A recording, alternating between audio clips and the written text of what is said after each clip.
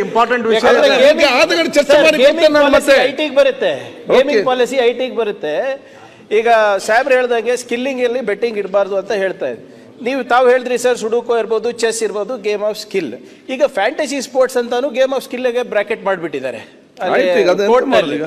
ಈಗ ನೀವು ಹೇಳ್ದ ತಮ್ಮ ಗೊತ್ತಿರಬೇಕು ಸರ್, ನಮ್ಮ AVGC ಪಾಲಿಸಿ ಪ್ರಕಾರನೇ $4.5 ಬಿಲಿಯನ್ ಎಕಾನಮಿ ಸರ್ ಇದು ಗೇಮಿಂಗ್.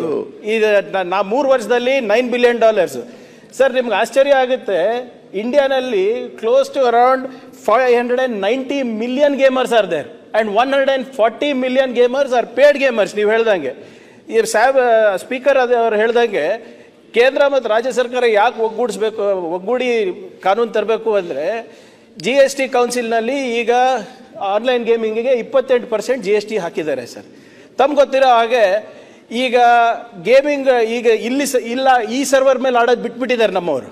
ಈಗ ಹೋಗಿ ಈಸ್ಟರ್ನ್ ಯುರೋಪಿಯನ್ ಸರ್ವರ್ ಇರ್ಬೋದು, ನಿಮ್ಮ ಸೌತ್ ಅಮೆರಿಕನು, ಚೈನಾ ಸರ್ವರ್ಸ್ ಮೇಲೆ ಆಡ್ತಾ ಇದ್ದಾರೆ. ಅಧ್ಯಕ್ಷ, ಮುಂಚೆ ಅಟ್ಲೀಸ್ಟ್ ನಾವು ನಿಯಂತ್ರಣ ಮಾಡಿದ್ರೆ ಇಲ್ಲಿ ಯಾರು ಆಡಿಸ್ತಾ ಇದ್ದಾರೆ, ಎಲ್ಲ ಆಡಿಸ್ತಾ ಇದ್ದಾರೆ ಗೊತ್ತಾಗ್ತಾ ಇತ್ತು. ಅವಾಗ ಪೊಲೀಸರು ಹೋಗಿ ಆಕ್ಷನ್ ತಗೋಬೋದಾಗಿತ್ತು. ಅವ್ರದ್ದು ಫಸ್ಟ್ ಏನಿದೆ, ಹೌದೇ ಎಂಟೈಸ್, ನೀವು ಹೇಳಿದ್ರಲ್ಲ ಸರ್, 1 ಲಕ್ಷ ರೂಪಾಯಿ ನಿಮ್ಮ ಹತ್ರ ಇದೆ, ನೋ GST ಅಂತ ಫಸ್ಟ್ ಅವ್ರದ್ದು advertisement sir. No GST, no KYC. Our people are going and playing on foreign servers. ಅಲ್ಲಿ ಏನಾದರೂ ಅವರಿಗೆ ಮೋಸ ಆದ್ರೂ ಕೂಡ ಯಾರು ಏನು ಮಾಡ್ಲಿಕ್ಕೆ ಆಗಲ್ಲ, because we don't know who they are, where they are. So ಅದಕ್ಕೆ ನೀವು ಹೇಳ್ದಂಗೆ ಕೇಂದ್ರ ಸರ್ಕಾರ, ರಾಜ್ಯ ಸರ್ಕಾರ ಎಲ್ಲರೂ ಸೇರಿ ಇದನ್ನ ಮಾಡಿದ್ರೆ ಒಂದು ಹಂತಕ್ಕೆ ಬರುತ್ತೆ ಸರ್.